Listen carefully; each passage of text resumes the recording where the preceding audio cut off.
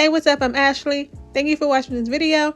And today we're going to be talking about All American Season 4, Episode 2. This episode was so good, it should have been the season premiere. It was juicy, it was dripping, and we about to get right into it. The opening scene is everything I've been wanting and waiting for. Spencer and Olivia got a little time in. Spencer was a little scared though. He was scared his mama was about to come home. That's why I'm guessing they were on the couch in the living room and not in the bed in the bedroom. But they got a few touches and kisses in, and Olivia was telling him we wouldn't have to worry about your mama coming home if you would just come to my house. Spencer was telling her that he's not really trying to come to her house since her daddy acting like a whole immature fool out here, still running around the city with his shiny bald head, mad at Spencer because he helped out Jordan. Olivia told him that she wants him and her dad to talk, and Spencer agreed to it. So Spencer did try to talk to Coach Baldhead, and of course Coach Baldhead wasn't trying to have it.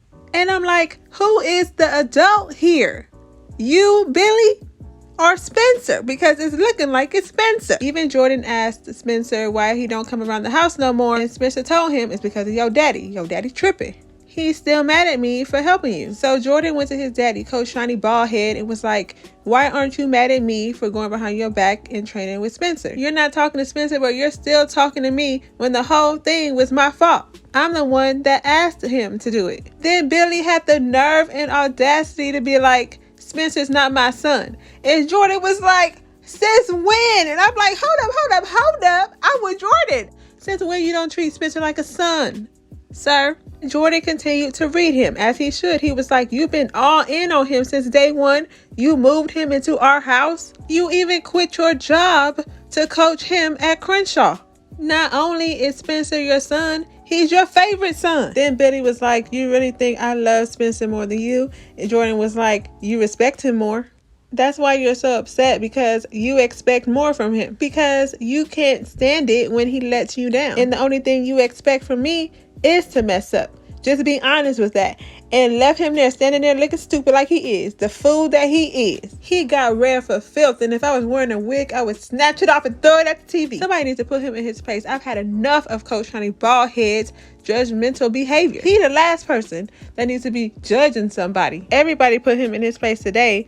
Even Laura told him when he asked her, why do you think Jordan didn't come to me?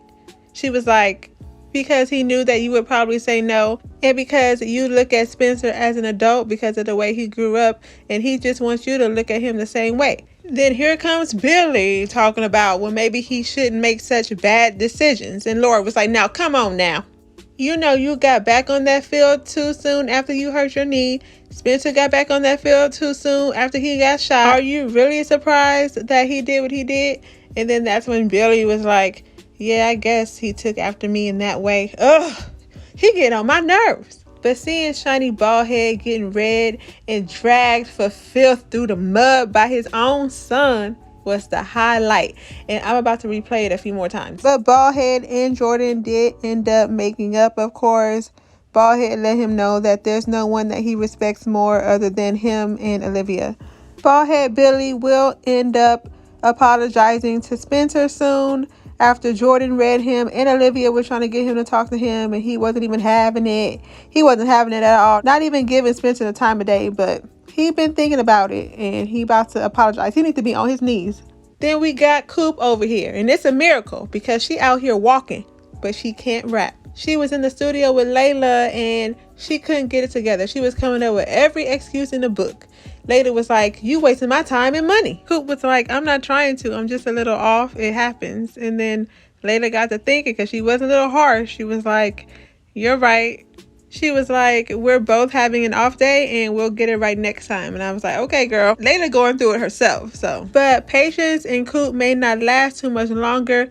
Patience is now realizing that Coop is her own problem. And now all of a sudden, Patience's parents are concerned about her relationship with Coop, talking about, since you've been with Coop, she's been in a gang, gotten shot, dropped out of school. Trouble seems to follow her wherever she goes. Patience was looking like she was thinking about it now, because Coop was getting on her nerves, not paying her any attention, talking about, aren't you going to be late for school? I'm going to the studio. Can't even get it right in the studio though, but okay. Because since she's gotten shot, she has the lung problems now. She can't even do a whole song. Can barely get 2 words out. And I don't care. probably sound harsher than Layla, but Coop has always gotten on my nerves. And I hope they're not about to try to make this a big storyline about Coop's lungs not working right, because I don't think a lot of people care. And I don't appreciate that right when Patience was about to break up with her, she starts saying, you know, something's wrong with my lungs now. Patience decided her. She's always lying. Patience told her, we're a couple, so your problem is my problem. So she was tired of that, but she had to throw her in there with the I'm sick. Patience told Spencer about Coop's lung problem and how she was about to break up with her. And I don't agree with Spencer telling her that she has to stick by Coop no matter what. He was like, no matter what. No matter what. And I don't agree with that, because if you toxic, you gotta leave. It gotta die. Just like Coop saying her music is dead. Coop is quitting music, y'all. So what that mean? She gonna be back out there on the streets or what? Because she did hit up Preach. And Patience was worried about that too, since she knew about her whole lung thing. So, oh my God.